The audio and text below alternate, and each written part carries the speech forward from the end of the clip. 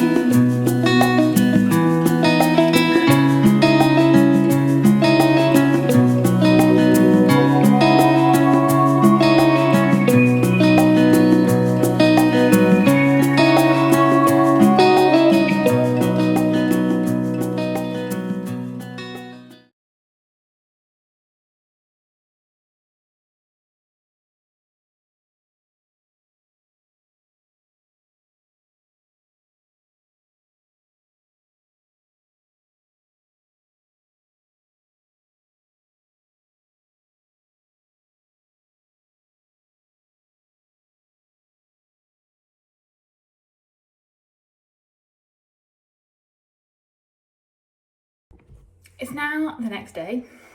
I managed to listen to all of Powerless. I gave it 4 stars, 4.5. The 0.5 is because Teddy Hamilton was narrating it.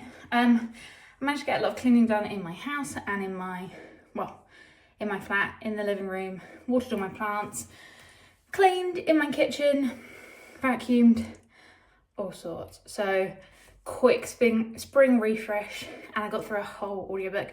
I think the audiobook is 6 to 8 hours long, and I listened to it on 1.7, 1.8, something like that.